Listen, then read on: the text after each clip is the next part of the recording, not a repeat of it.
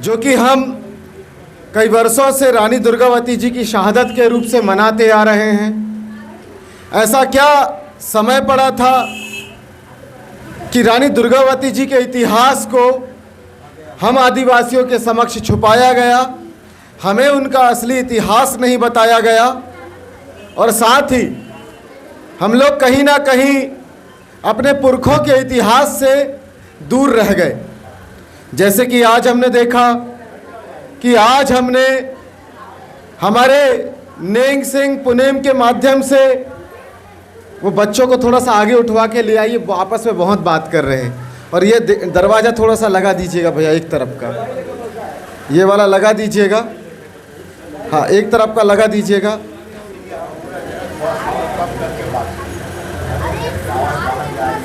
नहीं, आवाज़ बाहर का इशू नहीं है, आवाज़। एक ऐसी शख्सियत जिसके सम्मान के लिए आज पुरुष वर्ग तो संघर्ष करता हुआ नजर आ रहा है, परंतु क्या बात हो गई कि रानी दुर्गावती की शहादत के बाद से आदिवासी समाज रानी दुर्गावती जैसे शूरवीरों का निर्माण नहीं कर पा रहा है। आखिर ऐसी क्या पराकाष्ठा है कि हम संगठित होते हुए भी, सक्षम होते हुए भी, मजबूत होते हुए भी, सार्थक सारगर्भित होते हुए भी अपने समाज के पुरखों को वह सम्मान नहीं दिला पाए हैं जिनके वो हकदार हैं। क्यों? क्योंकि एक बहुत बड़ा विचार है, दादा हीरा सिंह मरकाम जी की बातों को यहां मैं कोट करूंगा। उन्होंने कहा था, नालायक संतान के पिता को कभी सम्मान नहीं मिलता। नालायक संतान के माता पिता को कभी सम्मान नहीं मिलता। और कहीं ना कहीं हमारा समाज वो नालायकी के दौर पे चल रहा है, या चला गया है, या चला गया था कि हमारे पुरखों को सम्मान नहीं मिला। मैं अगर बात करता हूं सन 2007, 8, 9 के समय की बात करता हूं, जिस वर्ष मैंने बहुत संघर्ष से अपने ही समाज के लोग एक्सेप्ट नहीं कर पा रहे थे गोंडवाना स्टूडेंट यूनियन को। वो कह रहे थे कि अंग्रेजों का नाम कहाँ से लेके आ गए। मैंने कहा this is trending name, future में ये ब्रांड बनेगा। लोग कहते थे नहीं नहीं ये कुछ नहीं कर पाएगा। मैंने कहा definitely GSU will rock a role. तो डेफिनेटली उसने किया और उसके साथ आज 25 राज्यों में गोंडवाना स्टूडेंट यूनियन पहुंच चुका है। तो ये ठीक उसी प्रकार की बात मैं कहना चाहता हूं कि रानी दुर्गावती हमारी प्रेरणा की केंद्र थी, इसलिए हम कर पाए। बिरसा मुंडा हमारी प्रेरणा के केंद्र थे, इसलिए हम कर पाए। टंट्या मामा हमारे प्रेरणा के केंद्र थे, इसलिए हम कर पाए। अगर यदि बंदर हमारा प्रेरणा का केंद्र होता तो हम भी उछल कूद करते और अपने भाई की रोटी छीन के भाग जाते। परंतु हमारा प्रेरणा का केंद्र कौन था? जिन्होंने अपने समाज के भविष्य की लड़ाई लड़ी, जिन्होंने अपने पुरखों की शहादत की लड़ाई लड़ी। आज यदि हमारे पास हम लोगों को, आदिवासियों को विश्व आदिवासी दिवस का दर्जा मिला है, तो मैं यहां बताना चाहता हूं कि पहली बार भारत देश के अंदर ज़्यादा नहीं 10-20 लोगों के साथ इकट्ठे होके राजा शंकर शाह रघुनाथ शाही जी का जो शहादत स्थल है, वहाँ पे पहली बार मैंने अपने कुछ लोगों के, कुछ गोंडवाना स्टूडेंट यूनियन, गोंड समाज महासभा और गढ़ा गोंडवाना संरक्षण संघ के कुछ लोगों के बीच पे साथ में लेकर 9 अगस्त को international day of world indigenous people day को वहाँ पे सेलिब्रेट किया और वहाँ से लिखना चालू किया कि हमको 9 अगस्त को international day of world indigenous people which stand for the tribal rights for the identity of tribal peoples, उसको यहाँ पे लेजिटिमेसी भारत पे मिलनी चाहिए। और उसकी शुरुआत के साथ सन 2012-13 में वहाँ से पत्राचार अभियान चालू हुआ और आज विश्व आदिवासी दिवस के नाम से संपूर्ण देश पे, पूरे भारतवर्ष पे विश्व आदिवासी दिवस को मनाया जा रहा है। मैं फिर कहूँगा, अगर मेरा आदर्श बंदर होता तो मैं क्या करता? आप कभी बंदर को गौर से देखना, बंदर कैसा काम करता है। बंदर करता क्या है? वो अपने भाई की रोटी छीन के भागता है। वो कभी अपना घर नहीं बनाता, वो तो किसी का भी घर उजाड़ने के काम आता है। अब आप समझ जाइए आप किसकी विचारधारा में चलना चाहेंगे, बंदर की या फिर अपने पुरखों की। वो वचन यहाँ से लेके जाइएगा। कुछ लोगों को ये बात हो सकता है देर से समझ में आएगी, यहाँ मत्था टेक के जाइएगा, सपने में ज़रूर समझ में जाएगा कि मैंने क्या बात कह दी। यहाँ से बहुत गहरी बात आपके बीच कह के जा रहा हूँ। मैं आपको बताना चाहता हूँ कि रानी दुर्गावती, नरई नाला इनका जो स्थान है जहाँ पे इनकी शहादत हुई, उस स्थान पे हम प्रतिवर्ष जाते रहे हैं, उस स्थान के सौंदर्य के लिए निरंतर लड़ते रहे हैं। रानी दुर्गावती के पास जो हाथी था उसका कलर वाइट था, जैसे आपका वाइट टाइगर होता है ना बंगाल में, वैसे हमारे यहाँ वाइट कलर का एलिफेंट था, तो उसका नाम था सरमन हाथी। हमने लाठियाँ खाई मगर संघर्ष किया, इसको काले से सफ़ेद करो क्योंकि हमारे पुरखों का हाथी है। और उसके बाद सरकार को वहाँ झुकना पड़ा और उसके बाद वहाँ पर उस काले हाथी को सफ़ेद किया गया और असली गोंडवाना का इतिहास वहाँ पे लाने का प्रयास किया गया। कुछ विदेशी आक्रांता हैं, कुछ दीकू लोग हैं, वो हमारे समाज को गुमराह करके अपने पैर पड़वाना चाहते हैं। अरे हम तो असली आदिवासी मर्द की औलाद है, झुकेंगे तो अपने बड़ा देव और अपने पुरखा के सामने और माता पिता के सामने, किसी हीकू दीकू के सामने नहीं झुकने। ये वचन लेके जाना पड़ेगा, ये सोचना पड़ेगा कि आखिर क्या ज़रूरत आन पड़ी कि हमको ये सभा करनी पड़ रही है। क्यों? क्योंकि सरकार ने सारे लोगों के लिए, माफ़ी मांगने वाले, अंग्रेजों से माफ़ी मांगने वाले लोगों के लिए प्रकल्प चलाया, उनको सम्मान दिलाया, उनके भारत रत्न की लड़ाई लड़ ली। आज तक रानी दुर्गावती जो कि अपने आन बान शान मर्यादा के साथ साथ इस गोंडवाना भूभाग की संघर्ष की लड़ाई लड़ते हुए अपनी जान कुर्बान कर दी, विदेशी आक्रांताओं से लड़ गई। क्या उन्हें इस देश के अंदर भारत रत्न मिलना चाहिए था कि नहीं मिलना चाहिए था? बताइए, मिलना चाहिए था कि नहीं मिलना चाहिए था? परंतु क्या सरकार ने हमारी रानी दुर्गावती को भारत रत्न देने का प्रयास किया? क्या किया? जब उन्होंने भारत भूमि के लिए, भारत भूमि के सम्मान के लिए इतना बड़ा लड़ाई लड़ा, उनको वो सम्मान नहीं दे पा रहे, सिर्फ ढोंग कर रहे। क्यों?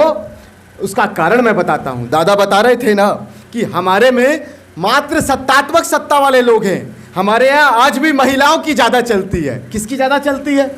महिलाएं निर्णय लेती है। अब इधर का तो मुझे नहीं पता, मगर मैं इधर तो अभी 2-3 दिन हुए आया हुआ, इधर रिसर्च करूंगा तो समझ में आएगा।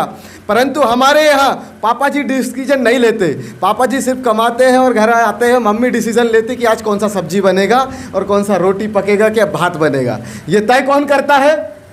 कौन तय करता है? घर में क्या बनेगा कौन तय करता है? महिला तय करती है ना। तो ताकतवर कौन हुआ? एक दिन रोटी न खिलाए तो भूखा कौन मरेगा? पितृशक्ति। तो ताकतवर कौन हुआ? तो पहले राइट किसको करना पड़ेगा? मातृशक्ति।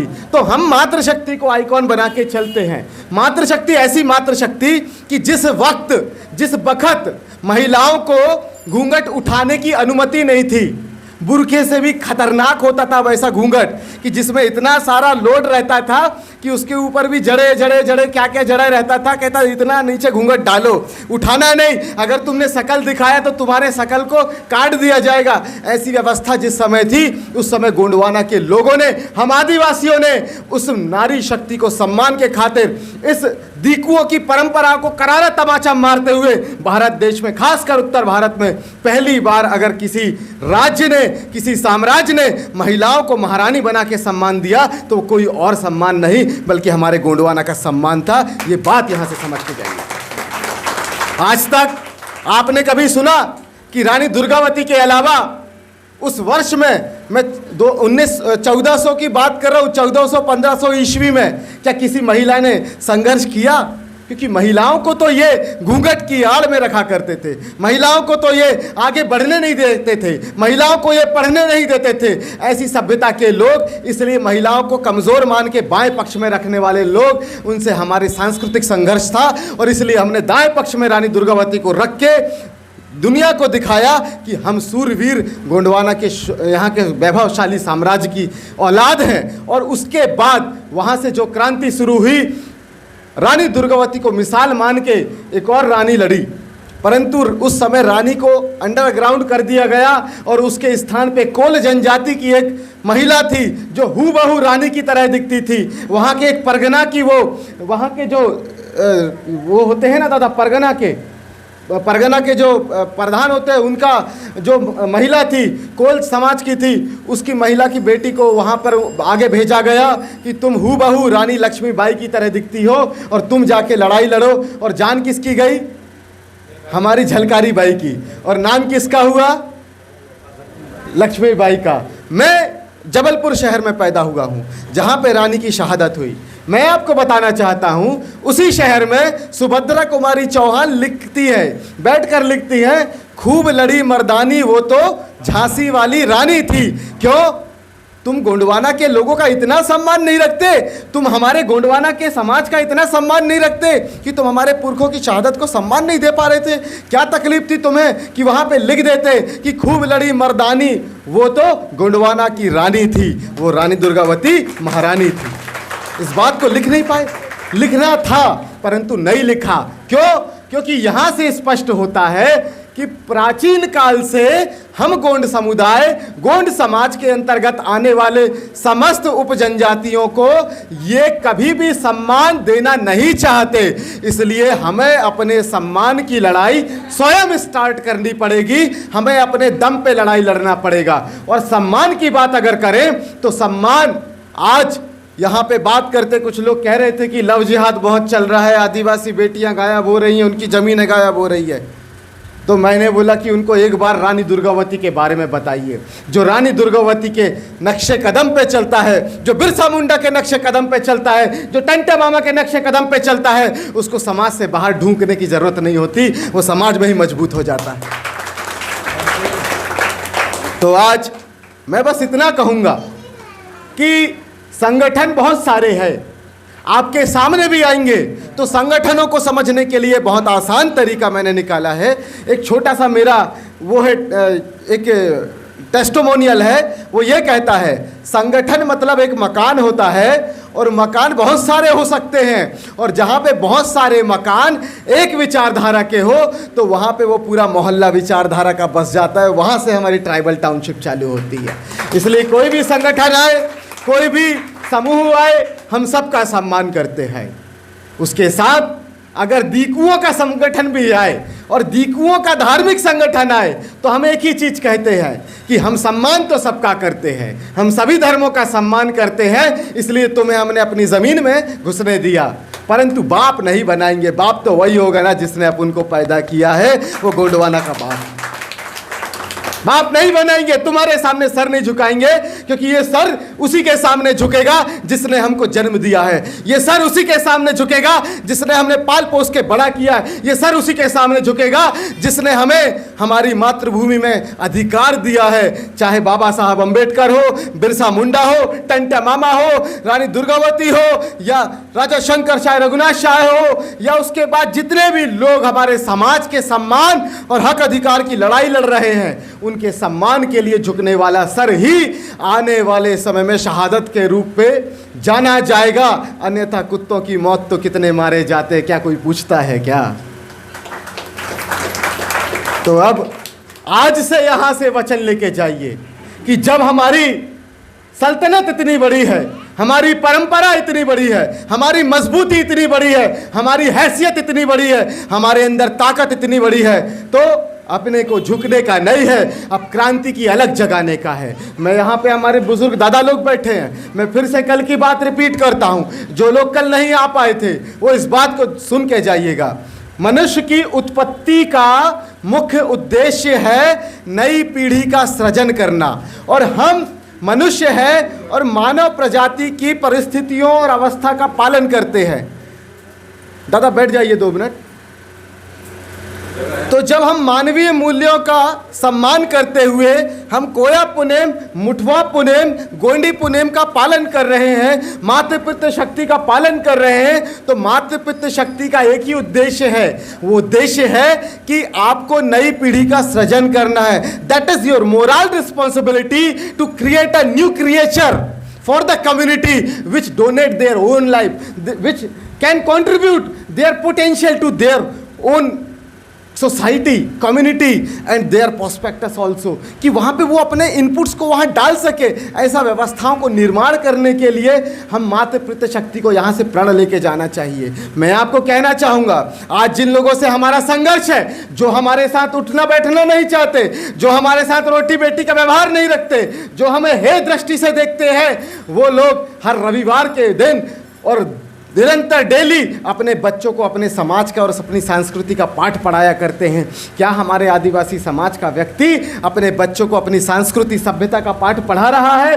अगर नहीं पढ़ा रहा है तो आज वचन लेके जाइए, आज से आपको अपने बच्चे को सिर्फ इतना नहीं सिखाना है कि बेटा कि तुम्हारे क्लास से कितने नंबर आए, आपको यह भी बताना होगा कि बेटा क्लास में तेरे साथ किसी ने भेदभाव तो नहीं किया, अगर भेदभाव किया तो उससे कैसे निपटना है और खुद को बेहतर कैसे बनाना है।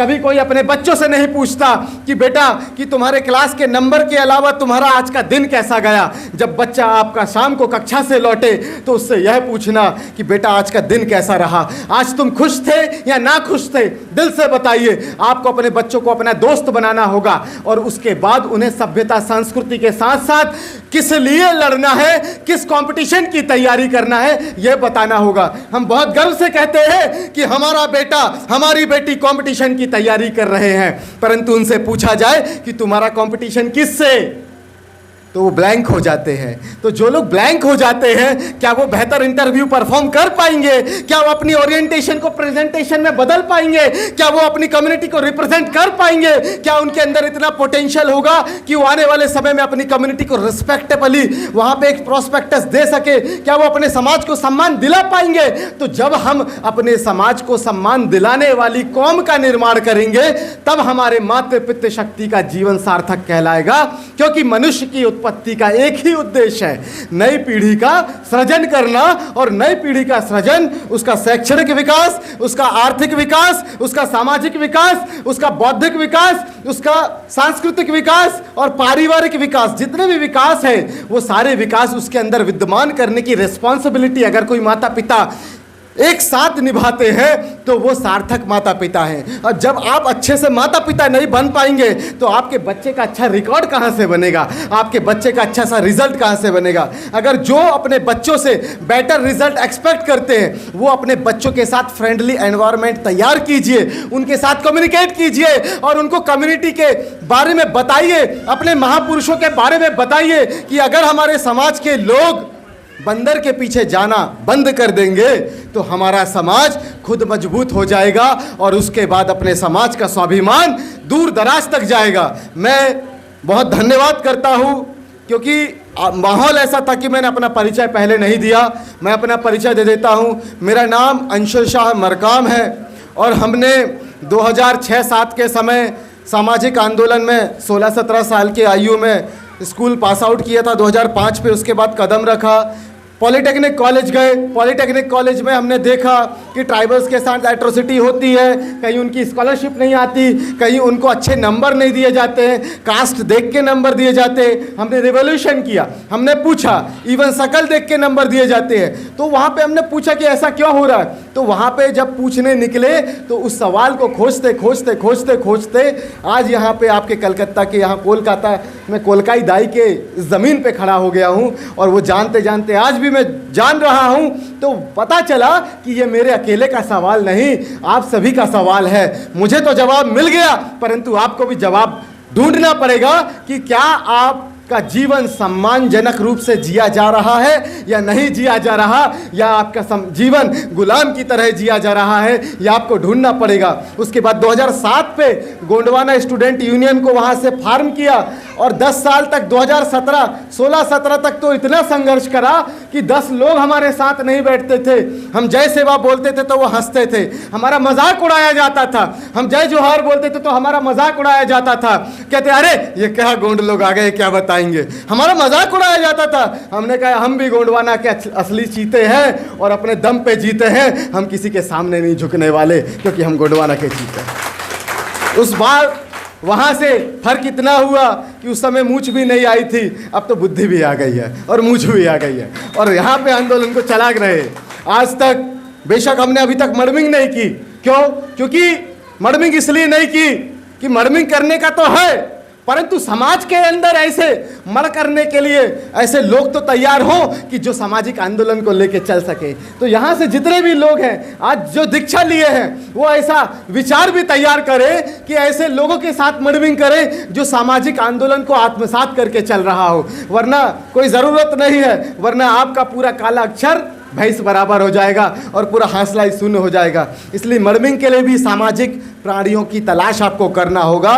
और मैं बेहतर आपको कहना चाहूँगा कि आप लोग गोंडवाना स्टूडेंट यूनियन की सोल को समझिए, उसकी आत्मा को समझिए। मेरे इंस्टाग्राम हैंडल पे सबसे टॉप पे वही डाला हुआ है।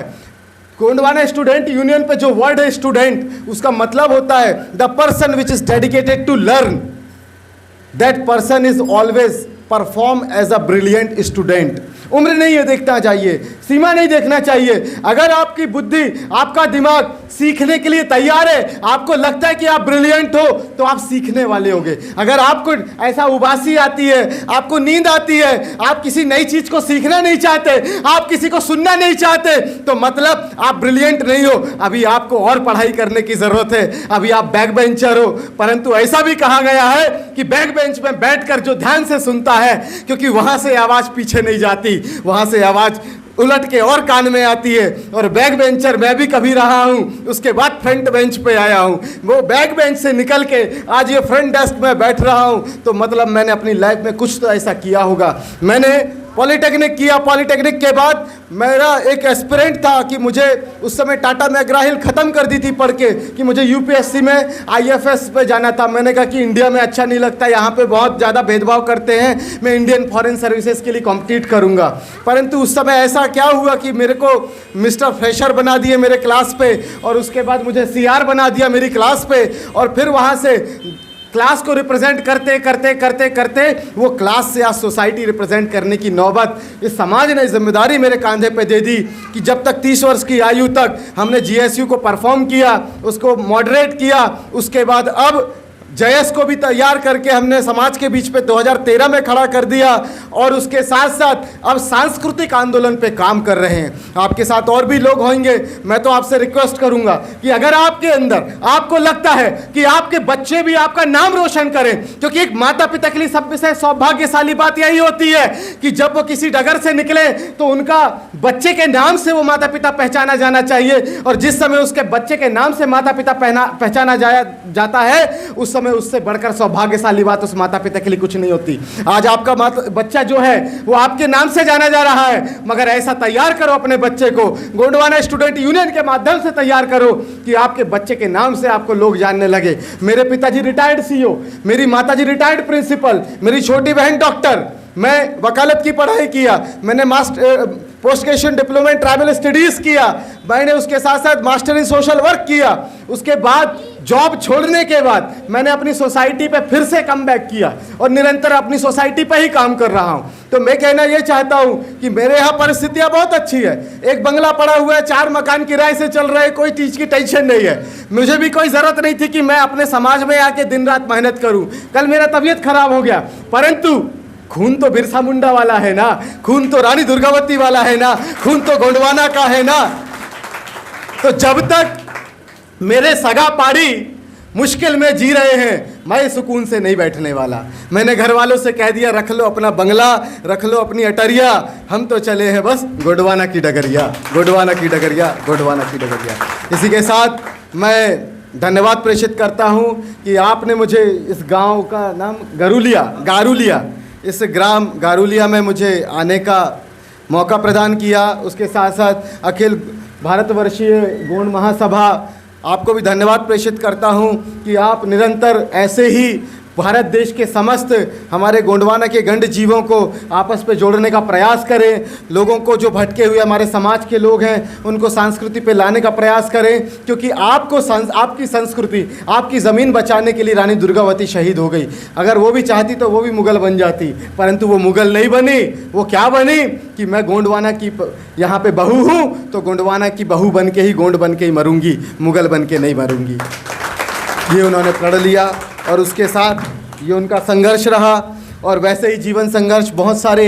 आज बात यह है कि गोंडवाना स्टूडेंट यूनियन जिस वक्त खड़ा हुआ, उसके बाद से गोंडवाना स्टूडेंट यूनियन ने इस हमारे गोंडवाना समाज में कम से कम 150 से 200 रानी दुर्गावती गोंडवाना स्टूडेंट यूनियन के माध्यम से तैयार करके एमपी, महाराष्ट्र, छत्तीसगढ़ में दे चुके हैं। अब बस उम्मीद लगी है बंगाल से, उम्मीद लगी है बिहार से, क्योंकि कहते हैं कि बंगाली लोग थोड़ा तेज होते हैं, तासीर के तेज होते हैं। क्यों?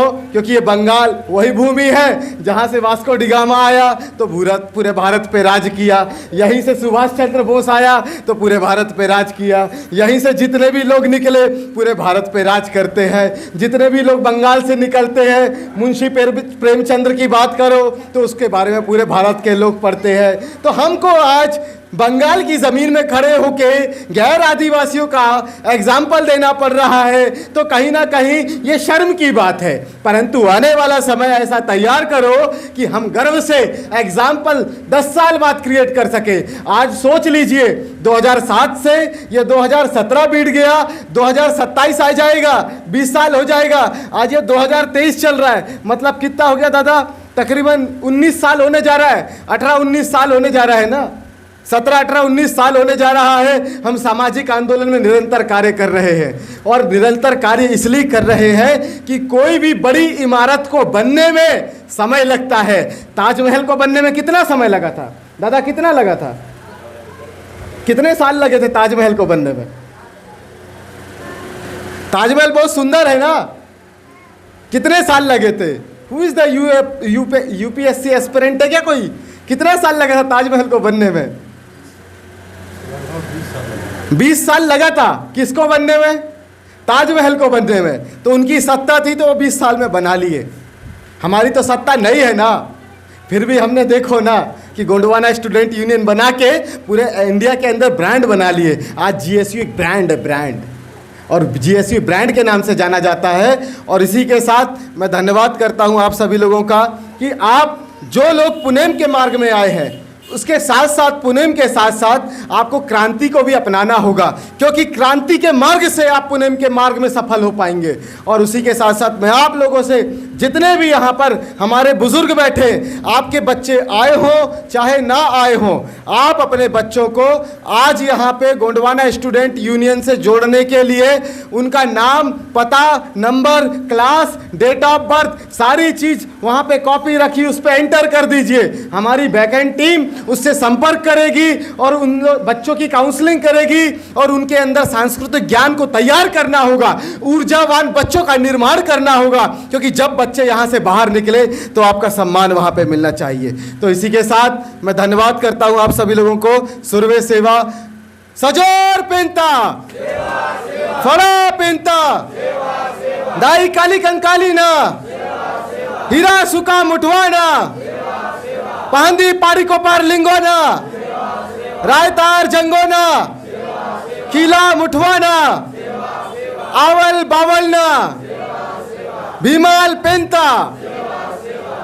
सेवा सेवा सेवा जोहार। जय गोंडवाना।